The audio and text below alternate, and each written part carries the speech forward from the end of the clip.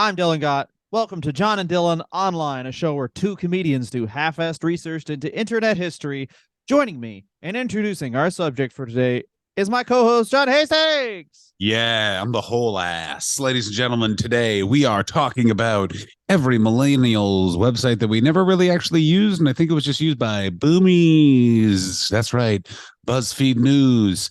It is so crazy that it closed. And then you look into it for literally 5 seconds and you're like, I know this entire story. Dylan, I'm Ben Smith. You're someone snotty from the Times who shouldn't be working here.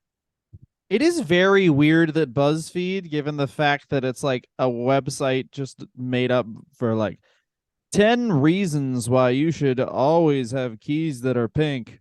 What a terrible riff that was. But I mean that Take this quiz and we'll let you know what type of washed kale are you. Ooh, uncut straight from the bag. That's what I got.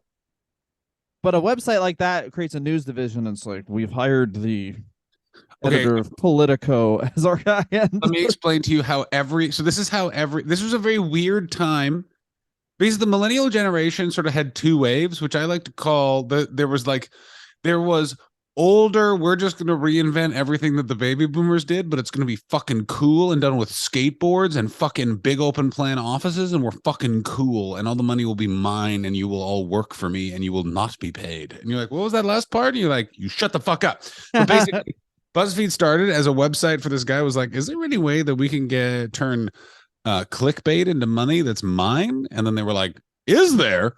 And it became very popular because they fucking spammed the internet and used the Facebook algorithm to their fucking advantage in a time before we really realized it. And then it spun off into other things because they were generating all of this income and getting all of this fucking attention and all of these views in a way that so many other people were not. So they expand into covering news slowly. It takes off because they have so many eyes, and they branch into their own news division, which was essentially spearheaded by a man named Ben Smith, who came over from Politico and looked like every fucking guy I met during a London open mic who said really derogatory things about both me and Dylan because we were Canadian. And then if you'd get in their face, they would go, you're all Brits. You're all Brits. Like, you know what I mean? One of those guys.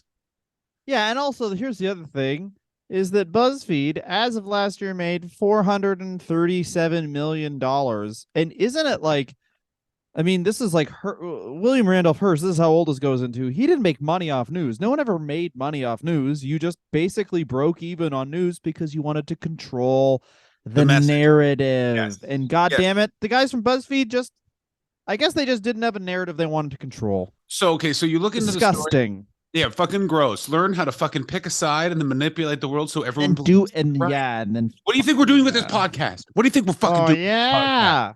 Start online in history/comedy podcast. That's step one. Step two, we spin it off into a weird fan group that we claim is a drinking club, but is actually far more nefarious. Oh yeah, no, yeah, that's good. Yeah, we're just having a couple cocktails by the river. Yeah, we're having a couple cocktails by the river, and we've got a list of fun restaurants we're gonna check out. Hell yeah, I just want to see the basement of a couple pizza places. If you know what I'm fucking talking about, and if you don't, well, I got some YouTube videos with a guy that is, even though the video is 4 hours long, he hasn't learned how to just get in frame.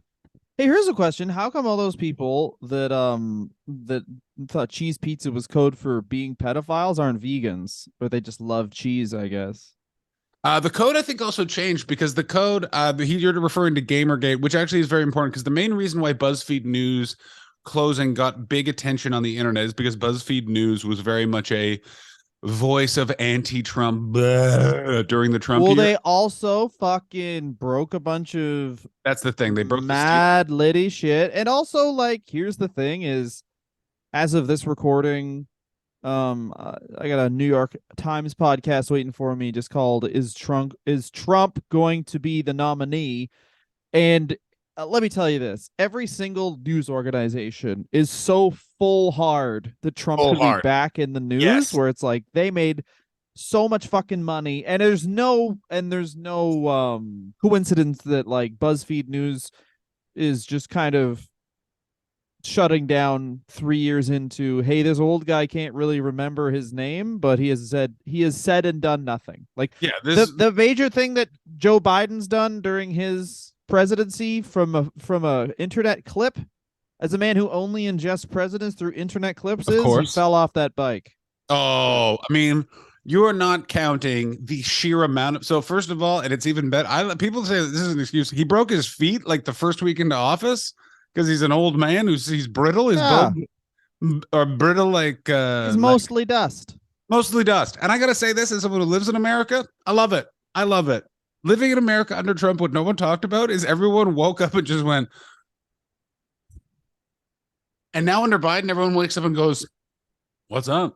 Oh, he's not dead? That's fucked." When he was in Ukraine, he literally looked like I really like Joe Biden, but like everyone was like, he's in a war-torn place, and he was just in a suit like, well, there's a fine European city. I wonder if there's a place a vista where I could take a photo with my daughter. You know what I mean? Well, he's a classic. He's a classic fucking politician because he's like, I'm not old. Check me fucking. I'm gonna ride this bike. Whereas Donald Trump's like, I'm not riding a bike. I'm terrible at that. Here I am in a suit that is somehow too large for me, even though I'm 6'4", and I'm gonna stand by this thing. Well, my arms are totally limp. Like if Donald Trump isn't gesturing with his arms, I've never seen arms that are more limp. It's like his mind turns his fucking arms off. The other thing that drives me crazy about Donald Trump is he could be an unbeatable president right now if he literally just actually talked about the two things in his record that were good. Starting that trade war with China, as it turned out, collapsed the Chinese economy, and it was a great idea. And I know that he was a sexist pig, piece of shit, misogynist monster who oh no one talked about the awesome time he bought all those McDonald's for those basketball players. That's true. No one brings that up. And like, come on. Why that shit? I remember seeing people go, look at this piece of shit, and I'm like, he bought something they actually like. Yeah, teenagers McDonald's. That's the thing. I gotta tell you, I get like, that was the crazy. I was like, I hate this guy too, and also I was the only one moving to the country in that moment. But I was like, we have to respect this. That man has so many cheeseburgers on that table. Yeah, I remember that was like one of the few tweets I've ever got that got traction where it's like, okay, yeah, you guys are down to like criticizing this dude for fucking buying McDonald's for teenagers. Get out of here. Get out of here. Yeah, he raped somebody. Yeah, but look, now he's buying McDonald's. No, you stop it. He raped someone. Like, just quote tweet the picture with, he raped people. Why don't you just put that? Anyway, that is true. Buzzfeed fucking news. Let me just start at the end of Buzzfeed and work backwards, especially because we're on the Trump subject, which is no. I want to do this. Fuck you. Here's my main. Here's the main thing. You guys go ahead. Turn this podcast off after this because nothing John says matters. Buzzfeed started in 2006 as user-generated content. Then in 2011, they were like, "Why don't we hire a bunch of establishment media and pay them money?" Oh wait. It's way better if everything is free. Here's what real BuzzFeed news should have been. 10 reasons why Donald Trump's dick's probably actually pretty big by John Hastings. Yeah. Or I also like the Proud Boys. We should be proud of them. 10 reasons why. I wish there was a place called BuzzFeed News and it was literally user-generated news. Like it has to be, yeah. Yeah. Derek's a prick. Like it's just that's honestly, yeah. 10 reasons why I wish John would come to fucking recess fight me, but he won't. Exactly. Yeah. Let me tell you 5 reasons Rebecca's a slut by Rebecca's husband, who's not a slut. Like he would just be. My friend Bryn would go on BuzzFeed and write articles as me.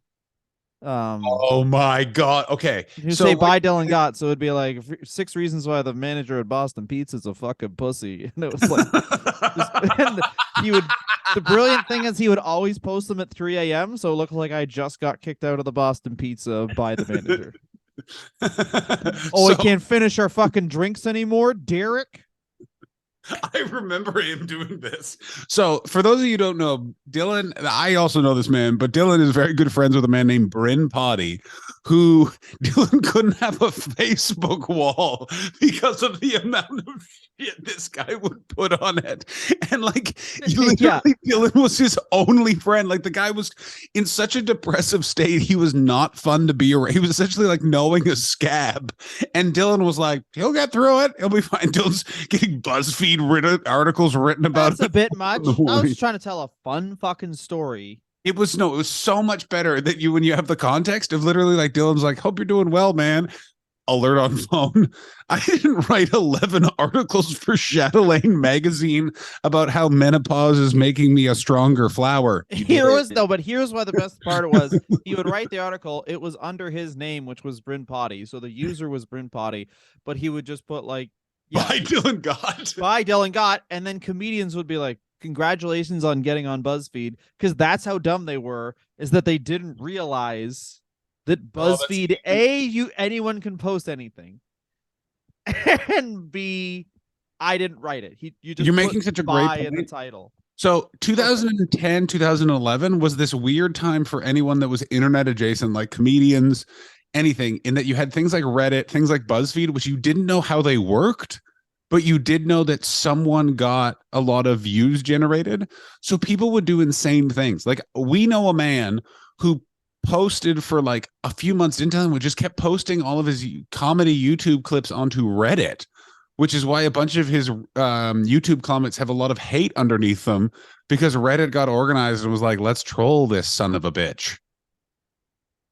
Yes, Reddit's kind of like, I guess, half what BuzzFeed is and half what BuzzFeed News is, because there's actual like user-generated content on Reddit that is like cited in like. Oh yeah, no, Reddit's absolutely insane, and there is like essays and dissertations on shit on Reddit where you're like, holy mother of God. Like, I'm a bit into the Grateful Dead. The Grateful Dead Reddit is like, some of those people, it's like, you should just go get a job doing this and stop just writing fan theories about the song Terrapin Station. I think you could just be a poet. Like, what are you doing, man? Oh yeah, man. There's a friggin' workout plan that's like pretty well known. Oh yeah, Mad Cow 5x5. So it's like a really good starter for like if you want to get into strength. And the reason why it's called Mad Couch 5x5 is some guy named Mad Cow came up with it on Reddit and has never posted again. He just dropped this thing in. Everyone was like, this actually really helped me. I gained 10 pounds of muscle. And then he just was like, I'm in the woods, dog. So in the same way that was everything in the internet in that culture, and that there was one example of it being good, and then you were literally just forced to hear people incessantly tell you what you needed to do. For example, I was later told by a man who nearly killed a comedy legend in a car accident that if you want to get a lot of Twitter followers, first thing you got to do, you got to buy Twitter followers. Everyone's doing that. And then when anyone follows you, you got to follow and then unfollow them immediately. Oh yeah, the unfollow follow power move, that's big. Very big, very powerful. You have a lot of power. 38.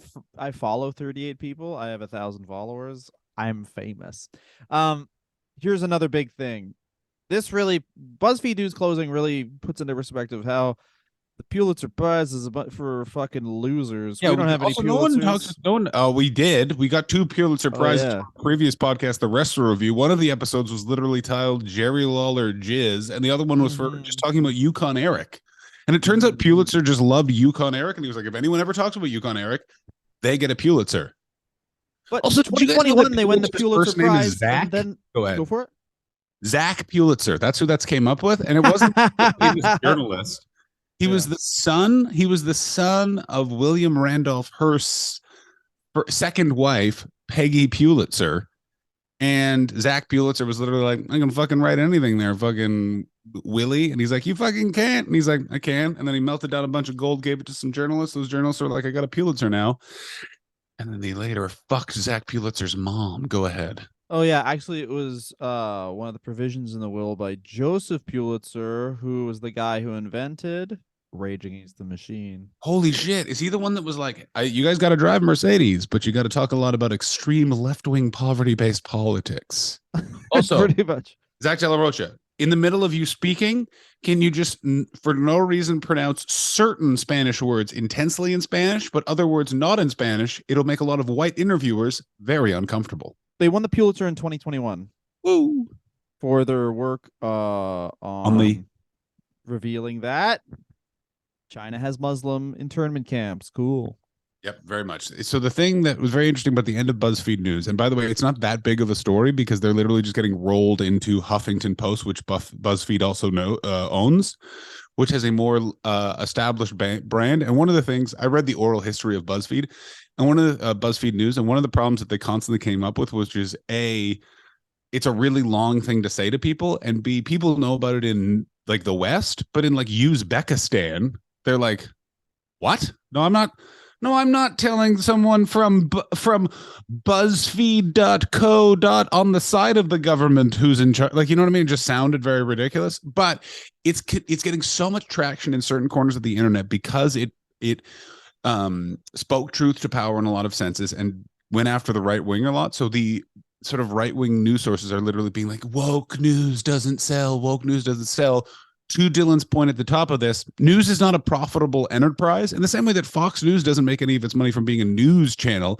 It makes all of its money from being a personality driven talk show channel that has 5 hours of talk shows every night. Like that's the thing. Yeah. So this is the thing. Also, it's also, and this sounds like a cunt thing to say, but whatever. I mean, Fox News makes a lot of money because, as I know from doing this show and other shows we've done together, it takes a lot of fucking work to do these goddamn research. It's way better to just be in the moment when you're just saying shit. Like, I feel my like God. everyone on Fox News is like, envelopes make you gay. Licking an envelope, it's like licking a dick. Where'd you get that from? My mind, bro. And they were like, Bro. whoa, that's a lot more engaging than someone on a fucking whatever website looking down because they're like trying to quote the right source. And then Also, Sean Hannity's like, you sit on a toilet? Haha, I stand on a toilet. whoa. Last time I sat was for the fucking king of the USA. And that hasn't existed since Babe Ruth. So I stand sleep like a horse, not fucking Mr. Hannity, cucked. did you say Babe Ruth and not Babe Ruth? Yeah, there was a real Babe Ruth. He hit more home runs. Dylan's totally correct. The other problem also when it comes to a lot of hard-hitting, very intense journalism, and this is going to sound horrific, but I am someone who really follows a lot of it. I read ProPublica. I love a Frontline documentary, but real news is intensely sad, A, and real news is intensely dense, B. Like it's never like the Trump president. Oh, and they all talk like bedtime, like Oh it's all my God. bedtime boys. It's also they Yeah. I listened to a whole interview with that Ben Smith guy. Oh and my it was God, very so did funny. I. So, but yeah, Ben Smith was the editor in chief of BuzzFeed News. What did you think of him? Originally in political. I think he's like a good guy. I really felt bad because at the end of the interview, the guy was like, "Okay, so what are you doing after this?" And he's like, "Oh, well, we have like a news site that started subscription." And then the guy went, "Why does the internet need another subscription news site?" And he was just like trying to justify it. It's like the guy just lost his job. Why are you fucking screaming in his face? I mean, I thought, well, he left BuzzFeed a bit ago. I think he actually was working at the New York Times for some time and then left after they unionized. But essentially, so BuzzFeed's peak news. So basically, BuzzFeed is the shit 2012 to 2016. They are just in terms of being cool within journalism, they are spending a shitload of money. They're opening international branches. They are the guy. There's a term in journalism called "I'd rather work for BuzzFeed," where everyone just wants to work there. And then if they can't work there, news divisions are being molded or crafted out of the BuzzFeed news model. So it's a lot more focus on, or a lot more push to sort of more millennial geared news content. Also, and this is the distinction no one talks about, it's also when a good deal of the millennials are in their 20s and also in their mid 20s, which is like 2012, 2013, 2014, 2015, which is a great time to start a good idea because you have the base knowledge of being an adult, but you also have the energy and the ability to hustle like a motherfucker. And not in the annoying way that they say hustle on TikTok now, but the good way that they said hustle before, which is like do the thing you want to do to the extreme and really push it. This was a time when both Dylan and I were doing stand-up comedy. Like it was going out of fucking style. These were my years of doing stand-up comedy every night. And that I think also translates into why BuzzFeed was so popular, is that it was very imbued into that moment of that culture. And then we all hit 2016, woke up and got hit by a fucking orange tornado called Don, baby. Ow, ow. Oh, yeah. Yeah, well, I don't think the 2016 thing. I think it was like people like us were like, yeah, we'll work for free. We just want to work. And then we were 30 and we were like, I'd love to be paid for that work.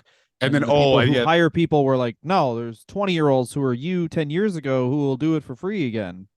And then like, also, by the way, they were replaced with those 20-year-olds. Those 20-year-olds did not want to do the same work because they culturally felt a value in other things. And then it was like, oh, what the fuck? And then these things all crater. and collapse. Also, there was a huge backlash against a lot of journalism in the post-Trump and Brexit world because a shitload of people didn't see it coming. These were news sources trusted by a lot of people, and their news sources told them Brexit's not a problem, Trump's not a problem, and then they were wrong. That is a readership thing that no news source owns, because there was a huge dip post both of those events because people went, I'm not gonna, these are my, I was told you were the one that was legitimate and you didn't fucking get this right. Yeah, I mean, how many times do polls have to be wrong before people are like, well, polls are fucking dumb? Well, they were wrong one time, and now we just have to continue to have this annoying debate, and that's a completely different subject, and it also drives me fucking crazy. The polls are wrong once in 2016, and now every election in every country, especially where the polls weren't wrong, people then go, we can't trust polls, we can't trust them, and it's like you're using one example once, which, by the way, you didn't read the polls of then either. I'm giving Ben Smith a run for his money of being a douche. Go ahead. So here it is. A lot of people criticized BuzzFeed News for being too lefty. So they took a sample of 100 articles about Barack Obama. 65 were positive, 34 were neutral, and one was critical. I'm going to say this. In hindsight, we really drone strikes. 10 reasons drone strikes there are it the is. illest thing right now. You fill out this quiz and we'll tell you which bombed out part of Kandahar you are. Ooh, you're the former Spike District. What color is this burning child? Answer that was like the dress. The whole fucking, that's the whole thing. BuzzFeed was made by that dress. That's the thing. That's the BuzzFeed was like, what color is this dress? That people went nuts for the dress. It was fantastic.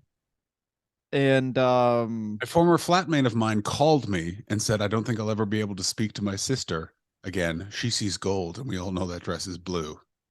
It was a fucking dope dress, and it was like the perfect internet where it was like, this is harmless and it's fun. And then Facebook, this is apparently what happened, is like, oh, people shared this and commented it, let's just boost shares and comments. And then that's how you get fucking everything being left versus right, where Absolutely. The real part is in the center where I am, where fucking the age of consent, just lower it a bit. Whoa. That's BuzzFeed News didn't have enough articles about what I like. Hey, BuzzFeed, why don't you have more articles about how you can cheat on your taxes and get away with it? So yes, yeah, I thought you were gonna say cat, and I was like, yeah. I got a dog now. Just because I fuck this cat doesn't mean I won't fuck other cats. Continue, John. Thank you very much. Dylan got polyamorous cat fucker. Yeah, I just say Paul. I know you're judging my lifestyle because I'm polyamorous. No, it's because you fuck cats. Oh, I don't really appreciate that you use your weird monogamous terms to describe what I call I make love to cats, fucking loser. Okay, hey, maybe you fuck them, but I make love to them. Exactly. Have you ever had a cat look at you like you just took a shit in its litter box? Because I have done that, and they look at you in a strange manner. So anyway, so the other thing is in like 2012, 2013, 2014, 2015, 2016 is the other thing is BuzzFeed, because of Facebook boosting those comments and those shares, BuzzFeed is making, and this cannot be overstated enough, they are making stacks on stacks on stacks. They have the Benjamins, and they are making it rain because they are starting to open international divisions everywhere. The spending that they did in terms of any source that intimated that they could give over documents were taken for lavish, intense dinners. One of the investigative journalists said my average dinner cost was £150 in those years, which is, I lived in England in that time. Do you know how hard you had to work to spend £150 on food? Like, it was how much chicken cottage is this person getting? Exactly. How many different Nando's is that man eating for one dinner to spend £150? We're going to a Pizza Express and then to a Nando's, and then we still have £135 spent. One time I was doing a gig, staying at a friend of ours' place, and they were like, "Do you want all this like end of the fryer chicken? We're about to close up at a chicken cottage." And I wept. Oh my God. I've only wept at funerals and said yes. And then I ate until I had erectile dysfunction. I've never had a full hard dick after that night.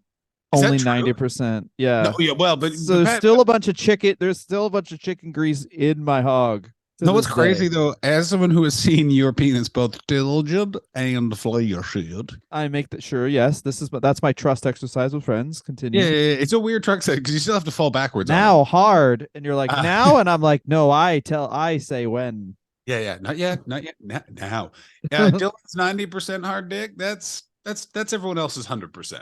Yeah, exactly. It's 3 inches. Exactly. But Dylan's penis is weird in that it kind of inflates like a balloon. So when it's not 100% hard, just There you the front head part is just a little bit go. Yeah, it's like it's like a balloon that wasn't popped. It was just left for the air to kind of seep out over the time of correct. years. Like, have you ever seen a dog's nose after it's been stung by a bee? That's what it I looks have. like. Yeah, yeah. So that's what you're picturing.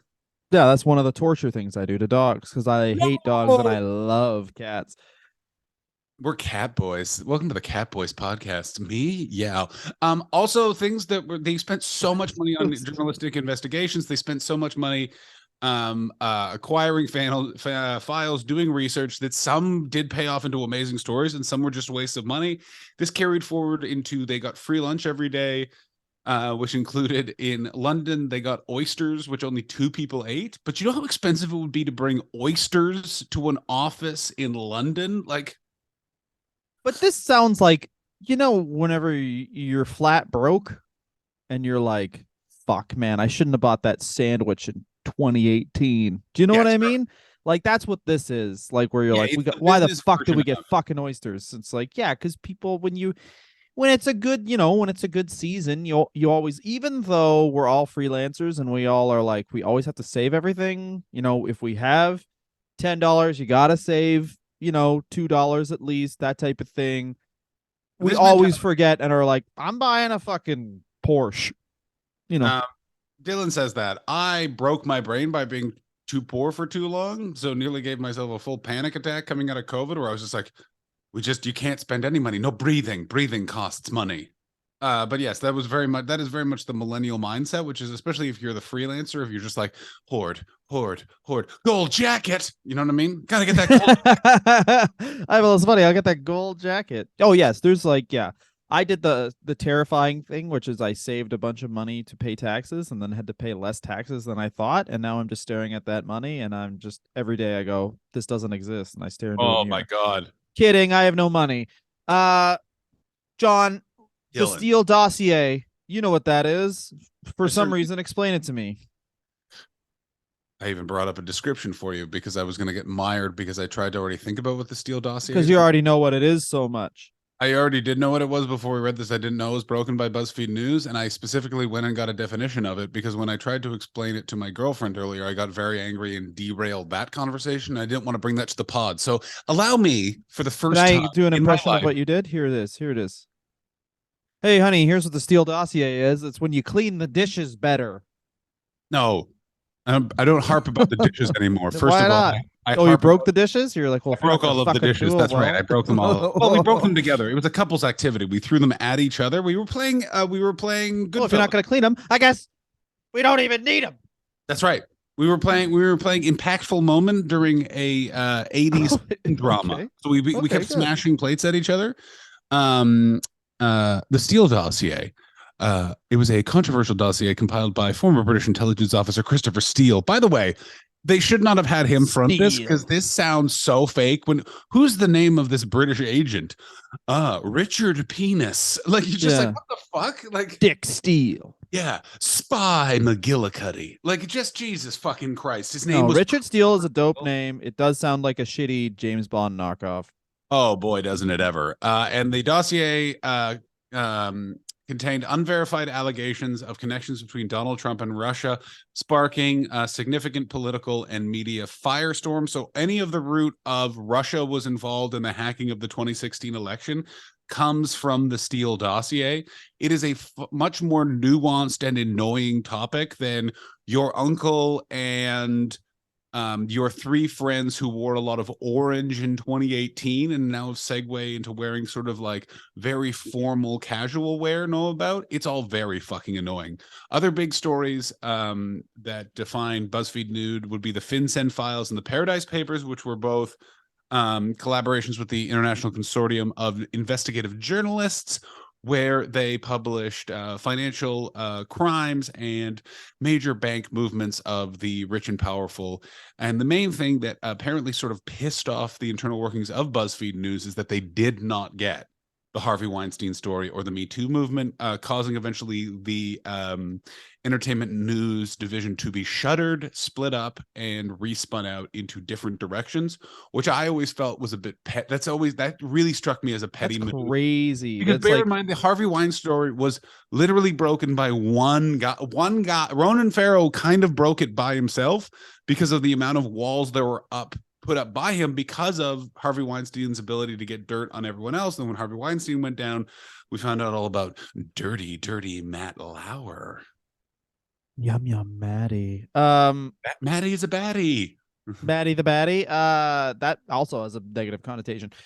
But BuzzFeed News broke the friggin' Kevin Spacey thing, which they're like, oh, I guess Kevin Spacey fucking is a rapist too. It's so funny to be like, fine, we didn't get Weinstein, but I guess Kevin Spacey is, and everyone's like, oh my god, Kevin Spacey, and they're like, but it's not Weinstein. It's like, why are you being so weird about this? Also, the Kevin Spacey one was so interesting because in the rest of the world, people were like, and London was literally like old news, pal. This is what here's we have a minute left. I will say this. Go ahead.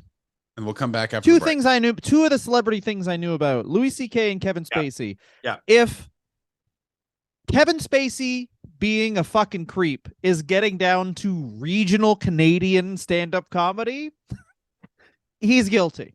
I completely agree with Dylan. And here's what I would add. I was told the Louis C.K. story in 2007. Yeah. And Kevin Spacey story. Basically, if you're outside in London between 2010 and 2016, someone bumped into you and went, oh, sorry, I was just thinking about all the times Kevin Spacey was personally a creep to me. And then you could go, oh, tell me your story, and then I'll tell you mine. After the break. Break. Well, that was a very good break. Both of me and John tried and failed to try not to come challenge. Yeah, we failed, but like miserably. What was weird was we failed 3 times in 10 minutes. we failed a lot and a lot. You know what I mean? Yeah, I failed a lot, and it was a hot. Now, Dylan, let me ask you this. What thing do you think that BuzzFeed News should have been better at, but really fucked up a bunch of times? News. You're close. News, yes, but also podcasts, and more importantly, video podcasts. They had wow. They were like way a fucking head in terms of online video content, video shows. They had all these things that I had no idea. Like, were you aware of AM to DM, all of their election coverage in like 2015? So I don't neither did I. watch the news. You don't watch the news, and I'm much more of a culture vulture than I'm the local culture vulture around this podcast. I'll tell you that much. Whoa, take out your tea and clutch your pearls. That's a reference to come. I had no idea. Like, I was in the UK. The thing with BuzzFeed it felt like BuzzFeed was very an American institution and phenomenon. I just didn't experience it at all in the UK. I know it was there and was a part of it. It was a lot less mainstream than it was, I think, in North America and America specifically. So I missed all of this stuff of like the Pod Squad, AM to DM, all of these sort of like they did video shows on Twitter and like their own version of the Today Show. They were one of the early adopters of Facebook streaming. If you guys may not remember, there was this big thing called Facebook Video, and it's where they destroyed Funny or Die and most online creation content on the internet, and then never, ever, ever got any blame for it. It's the craziest thing ever. They literally destroyed the friendship between Adam McKay and Will Ferrell and don't give a shit. When are we going to get Anchorman? Well, that's we're going to get a combination of Anchorman 3 and the movie Vice 2, Anchor Vice 3 2. Dick Cheney and Ron Burgundy. Do you imagine how many bros would just be saying quotes from that movie as opposed to conversation? Woo! Yeah, how basically the internet when it started was like this crazy, where do I go? I remember always being like, what website do I go to when I would open a browser? Because you had so many options. We always know what website you went to, though. Rotten.com/Jack. Rotten. Yeah, 4chan, 9chan. Yeah, 9chan. You guys have never been. Dylan started his own chan, which was just him and his imagination. And Alta Vista went bankrupt as a result. Yeah, I bankrupted Alta Vista and GeoCities. No, I'm just saying that like now it's like fucking TV in the 60s where there's 4 channels essentially. You just go to the 4 websites. That's really true. Yeah. Like it's that thing of also like the internet also was this place of an open marketplace for free exchange of ideas. And because humanity got involved, they were like, can we turn this place where you can get endless information and understanding into a place where a bunch of people can grift and also a bunch of people fucking? And we are like, yes. And also, what an improvement. Can I just say this?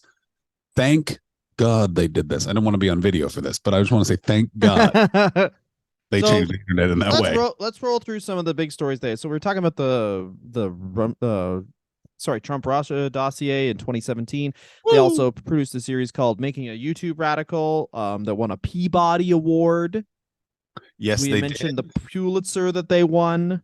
I think it was also during the development of that story. They were having a meeting for it, and the meeting got interrupted because next door they were having a birthday party for Grumpy Cat. The other thing that's very fun about you have to remember Yeah, they are still BuzzFeed, like they're BuzzFeed News, so they're literally like the Uyghurs have been gassed again in the excuse me, why is Kanye West here? And he's like, oh, he's meeting with the CEO to try and figure out if this phase of his manic episode involves giving us some money. Oh yes, but also BuzzFeed News. Obviously, there's Fuck Jerry News as well, which is insane because it was like Fuck Jerry was made off of fuck off. There isn't really a Fuck Jerry News. That's not true. There true. was Fuck Jerry News, and no, it was there like wasn't. yeah, look it up. What's funny is Fuck Jerry News I heard was just BuzzFeed News. It was the same. It was just linked to yeah, Fuck Jerry, who literally made their fucking empire off of me and John's friends' tweets. Yeah, it's I got into one of the biggest fights I got into in all of COVID was a friend of mine wouldn't stop putting Fuck Jerry in our fucking group WhatsApp. And I went, please stop doing this. I fucking hate that website. They steal from comedians. They've specifically stolen from friends of mine. And my friend's response was, those people aren't my friends, so I don't need to be loyal. And I'm just like, God fucking damn it, man. Yeah, it's Jerry Media, and it I don't want to be rude. The Fire Festival thing. Oh, the Fire Festival. The other thing to remember, guys, is that not the actual Fire Festival, the documentary about it. Yeah, so there was so the thing to remember also about Fire Festival and the 2 Fire Festival documentaries is the Netflix Fire Festival documentary was a money laundering scheme so that Fuck Jerry could get more money back from what they invested in basically being the guys that did no due diligence and just gave a guy named Billy millions of dollars because he might have known Ja Rule and some models. I got news for you. If getting money just means you know Ja Rule and some models, why am I not a billionaire? I know Ja Rule. I really like that Ja Rule did this. And it was like everyone was like, oh man, 50 Cent just bought up all those tickets from the Ja Rule concert. Oh. And then of course, yeah, and then it's like, oh wow, turns out 50 Cent was pretty I gotta tell you this. To the lies of the libs. Go for it. 50 Cent is the gift that keeps on giving in terms of culture. Are you not fucking entertained? That guy's Instagram account. I want to be not as good as the games. The game is the best. I didn't know about the games. Is the games better than because 50 Cent is pretty fucking amazing. There was a full day where he was the game just wears tight pants and shows his like ludicrous hog. That's it. But it's like love it. The game does what how like you ever watch like a girl with a big old juicy tutor on Instagram and then the first comment's always like this is what women are doing nowadays and the second comment's like oh yeah lots of talent. It's like the game does that. But also, it's men in the comments being like, yeah, this guy is cool. Like, it's pretty funny. Like, how straight guys are like, a woman showing their butt? Absolutely not. A guy with a huge dong? Finally, someone to look up to for my son. Yeah, finally, someone that shows how to win. I got to say that also. The game is showing his dong. But there was a period of time, I believe, that 50 Cent and this was deep in the pandemic, where 50 Cent was just making fun of Terrence Howard's acting in his Instagram stories. This guy's fucking stupid. Who gives up that money? He also went after his own son. Of course. His son was misbehaving. I like that. Well, I mean, it's he was also pretty critical of Mike Tyson's podcast and not Mike Tyson various convicted crimes, which I always am like, 50 Cent, weird hill to die on. Mike Tyson podcast does suck. It really sucks. Man on shrooms being one of the worst things. Yeah. Can I just say this? Who knew we get this far into podcasting, and only now have we reached the bottom of a guy does drugs and then talks to someone. There is an No, a guy does drugs and sits there while someone talks at him and asks him questions, and then Tyson's like, "Yeah, I had a tiger." That's what I'm. Anyway, let's talk about fucking BuzzFeed. Oh yeah, the leaked Milo emails. Oh yes, Milo Yiannopoulos. Turned out he was rude. Turns out, guys, is everyone sitting down? Turns out the right-wing provocateur from England turned out real evil. Milo Yiannopoulos, by the way, he is part of my what I like to call "Don't let anyone fail in stand-up comedy, or they will start fascism" paradigm, along with Steven Crowder and Ben Shapiro, all people that if they just had a comedy career, they wouldn't be doing this. That is so funny. Where it's like, so hey, funny. Why are you middling this guy? He sucks. I truly believe he could bring a national socialism back to the prominence. It's either he does 10 here at the Comedy Nest for the rest of his life, or he's doing a weird YouTube show where he has a gun strapped to his back, to his side, and he has a button that says his co-host isn't allowed to talk. Which one do you want? Listen, he's not the best host. He is weird at AM night, but I also do not want everyone of a specific race to be rounded up and killed. So I guess that's what I'm thinking. Yeah. That is so funny. It's like right across Hitler just to like regular these guys. This is how crazy the arts are, which is like, you think about this. Do you know how much fucking crazier American Idol would be as a show? Which is, tonight we will find America's next best singer, and one of the people we reject will turn out to be Hitler. Like, it's just like, like wait, that's so dope. One of these people is the next Kelly Clarkson, and one of them is the next Idi Amin. I'm like, what the fuck? You would yeah, I guess your singing just wasn't smart enough, Edie. I'll get you. I'll get all the smart people. You're let me just say this to you, Mr. Pol Pot. Maybe if there were less people wearing glasses, you would have done better in this singing competition. Understood. Thank you very much. I'll be returning to Cambodia and returning the singing champion. So the last story, the last one, sorry, is the Michael Cohen story. They published an article where the authors accused Trump of ordering his personal attorney, Michael Cohen, to lie in Congress about the timing of a deal to build a Trump Tower in Moscow. And of course, the title of that article was 10 Reasons Michael Cohen's Given Us the Ick. Yeah. Dylan Gott, ladies and gentlemen, for an absolute fucking win. Yeah.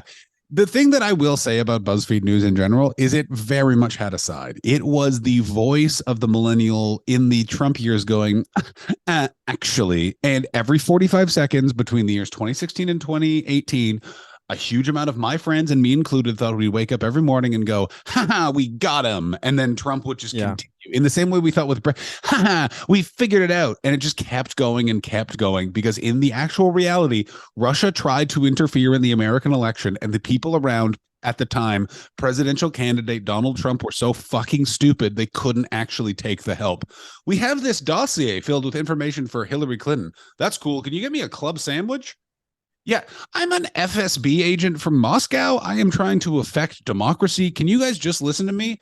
Yo, you put sour cream and borscht in Moscow? Because I the Ukraine airport and gave me the shits, man. I don't want to get the shits. Did you guys make vodka, or did the Polish do that? Yeah. Which one of you guys came up with it? That's what I want to know. I don't want to know about democracy. Pussy! I want loose pussy. So like that's the reality, and that's not a fun BuzzFeed article. This is what the BuzzFeed News article should have been. World stupid millennials, by creating gentrification and electing Barack Obama, did not help fix the world, even though we thought we did. Whoopsie doopsie, time for crying. Hey, man, we tried. We failed, but we tried. This is what I want to say about BuzzFeed, though. Even though it is BuzzFeed, and it is literally as ridiculous as having, like, the fuck Jerry news thing. Yeah. They hire people, which I believe we talked about in our first, but they hire people who are of esteem, who have like great careers, like their co-editor in chief, Mark Schoofs. Hopefully I didn't fuck that up. He had already won a Pulitzer by the time he gets to BuzzFeed. So they absolutely go and get the fucking badasses from across journalism. Some of their investigative reporters, besides Schoofs, there was another guy, like, I've forgotten his name, but basically like was an embedded political, like had been all over the world, deep cover in terms of Afghanistan and Iraq. And his big Buzzfeed news story was he was interviewing Rudy Giuliani at the 2016 Republican National Convention. And because he has a lot of tattoos and was dressed in all black, Rudy's security thought he was a Antifa or was an anarchist and tried to attack him. But yeah, no, their journalism standard was super amazing. Some of the stuff that they broke was unbelievable. The Paradise Papers and the FinCEN financial documents is dry as fuck, but is so fucking scary. But that's the thing. When you're BuzzFeed, this is the problem. You're like, it's either your main site is the least dry thing. It's like that's such a good point. Go ahead. Public messiness, and then you're like, oh, BuzzFeed News. What's that going to be? Like poppy news that appeals to the same people as BuzzFeed? No, we got a bunch of people who went to school for 9 years, and they are going to very, very well and very dryly recite things that are very important. And there's a lot of, like you said, there's a lot of ways to look at it, and it's not necessarily easily digestible. Oh, it's okay. Basically like if BuzzFeed is everything became an editorial, and BuzzFeed News, like, I mean, obviously was editorialized because you can like see that by the Obama thing, like 64 negative 1. I'm sorry, 64 positive 1 negative. Sorry, go for it. Can I just say this though about the Obama criticism is that in that time, and this is contextual, is that the Obama criticisms from all sides were insane. Literally, the right was, he's a Muslim who didn't get elected. And then the right was like, he's our Jesus. But neither side was properly critical of a guy who was like, he's actually ineffectual and is bogged down in the minutia and doesn't know how to be a politician, which was his criticism the entire time and turned out to be correct. Like that's not interesting. That's not something you can continually say or rephrase. And that's the problem with Barack Obama. But it injected empathy into the discussion. And here we are now. You're 100% correct, Dylan, in that BuzzFeed News was essentially BuzzFeed was a candy store. And you walked into the candy store and there was a serious Michelin-starred restaurant in a corner. And it was just so confusing as to why it was there. With you, I also think there's two phases of BuzzFeed News. I think pre and post Trump is really, really distinctive. Because fuck off camera, the thing that we're not talking about in the post-Trump and post-Brexit era is that broke the media for a minute. Like people lost their fucking minds for 4 years, but really they lost them for 2 years. By 2018, everyone just kind of went, this is what it is, it's going to end. But 2016 and 2017, people were legitimately out of fucking sorts. And it really changed the editorial bent of BuzzFeed News. Do you know what I'm saying? Like it was much more, just became like everything. We don't like this guy. Here's the bad things this guy did today. So there was still a lot of investigation, but the editorial. To be fair, he was constantly doing bad things. Bad things. No, completely. I'm not discounting that. Like he was literally every 20 seconds. The president was literally like, "Let me tell you who's fucking hot. My wife." Everyone. He would give out the launch codes while trying to like finger a 17-year-old. Like that was every day, dude. And like you understand, before Donald Trump, people thought that like, oh, it came out this guy cheated on his wife. He'll never be able to be president. And he paid multiple women for sex while he had a wife. And everyone was like, yeah, so if the fucking guy's got to jack off, sometimes you jack off in a pussy, bro. Excuse me. What are you talking about? He's a businessman. That's what a businessman does. This is the other thing is the post-millennial. I keep saying post-millennial, but millennials also imbued a bunch of things, which is also like there was no gray in the worldview of our generation, especially in the early 2010s. So when you get Donald Trump basically was like, this is what we always thought a businessman was, which is like an adulterous monster. And then, but because we had spent fucking 6 years being like, this person's a piece of shit, like we'd cried douchebag too many times. So when we finally got a cunt douchebag covered in shit gold, we just screamed it. And then everyone was like, cool. You know what I mean? Like this is also, let's be real here. Like more millennials, the fucking people above us are baby boomers. By this time, I think all the greatest gen are done. Everyone has a close personal friend who's cheated on their wife now. Like everyone's like, when Trump was cheating on his wife and buying prostitutes, every single person on earth was like, oh yeah, like Rick. He's a good guy, but god damn it, he's a fucking idiot sometimes. So it's like that's not even a damning thing anymore. It is not. It is so funny, by the way, as someone who's been divorced, I got a real insight. into how Oh, many because people people just assume assumed you cheated. the amount of people that were like, oh, you guys like what was more interesting was the amount of people that went, do you guys ever have that situation where you both cheat? And I was like, what? Like, oh, That's Dylan, sick. I don't recommend getting divorced, but you get such Don't recommend it. everyone opens the you have seen my have a happy marriage. Everyone opens the hatch of their relationships and there's like, did you have this one? And you're like, that's not my problem, but that's gonna be trouble for That's a very awkward, funny thing where it's like, oh, so this happened. You're like, no, and they're like, well, back in the box then. a friend of mine. This was the example of this one literally melted my brain. Is that we were discussing and he was like, let me tell you what I do when my wife says something I don't agree with. Is I agree with it right away, and then I slowly just talk about it and move things so it goes in my direction. And I was like, what the fuck? And he was like, yeah. And I was like, you're a psychopath, man. That's fucking nuts. It's like those fucking TikTok videos. No, I totally get this. Those TikTok videos where guys are like, here's they'll be like, it's always someone doing something innocuous, but it's always about the monologue. So it's like, here's why they all belong in camps, but it's a guy making like a club sandwich. So you don't even fully ingest what he's saying because you're like, is this guy putting fucking hot peppers and dumping sriracha on the sandwich? I guess it's not that hot, but it could be a lot hot. But his actual speech is like, build a wall.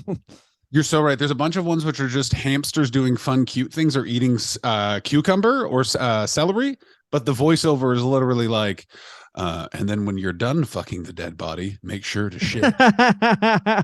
Yeah, there's a lot. The old Jack Handy model from fucking SNL. Anyway, John, we didn't do our thing, so I'm going to name our next. That was our episode on BuzzFeed News.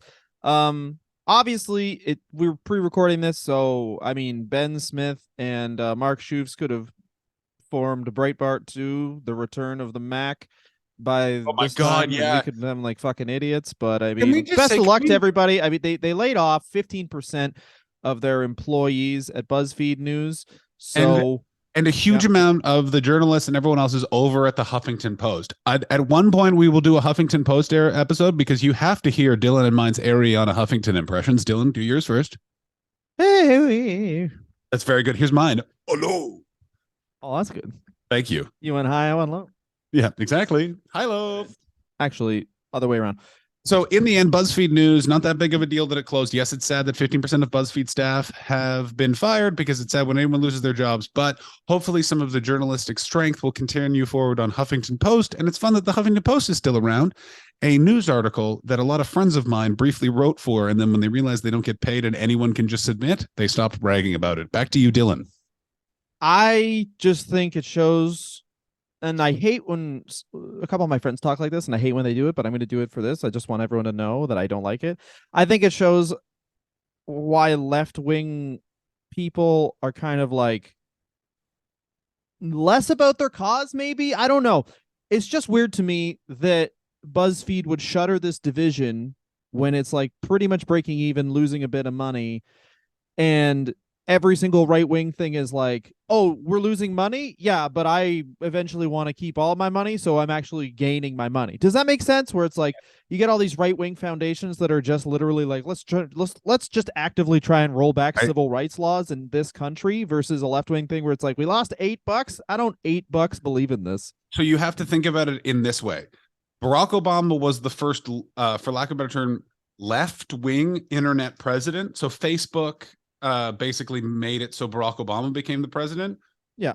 And then injected this whole sort of like the internet is the way of the future for the progressive liberal movement. And that was the 2010s. Trump was the first Twitter president. The first true social media president was Trump. And that has polluted the minds of the right. So they're putting all their money into right-wing media. But as you can see, both of those institutions are failing pretty spectacularly in the same way that like the Daily Wire is BuzzFeed News of 2020. Do you know what I'm saying? Mm-hmm. Like it's the evolution of. So the idea of our internet marketplace that's so divided because of the algorithms of social media so that people are driven towards a side. So that's where they want to get their news. It initially started in the first run of the algorithm where it created a bunch of liberal-minded things, and we got BuzzFeed News, all that sort of stuff. We're now in that sort of sense of that's happening for the right because there was no place for the right, the mainstream right on the internet when it was happening with BuzzFeed, so it's now happening on the right, and we'll crater in the same way. We will be doing a Daily Wire episode when it all falls apart in 5 years, and they have to just do Jeremy's razors. I mean, I did fuck up because there at one point the valuation of BuzzFeed was 1.6 million and it's down to 100 million now. So 1.6 billion. yes. So yeah. Yeah, I mean, I'd shut some stuff down if I lost 90% of my volume. So yeah, this is the sorry thing, about but that. it's also this is across the board for quote unquote new media companies are really, really struggling because also during COVID they had a huge amount of extra eyeballs on them that they of course assumed were going to be around forever, because what no one talked about in COVID is we thought it was going to be 5 years, and it was sort of 18 months, sort of 3 months, depending on where you are in the States. Like, it was so fucked and different. So it's way more than 18 months over here. This is the thing, is in Canada it was fucking 2 years, Australia was 2.5 years, like America was anywhere between a week and 2 years. Like, oh, I remember, yeah, people were like, this is how it is now, we just go inside and outside and that's how it is. And it's like, all right, I feel like they probably thought about the Spanish flu as well, but anyway. Yes, BuzzFeed News dead now. BuzzFeed News dead now. That's good. Next week, Dylan, what are we talking about?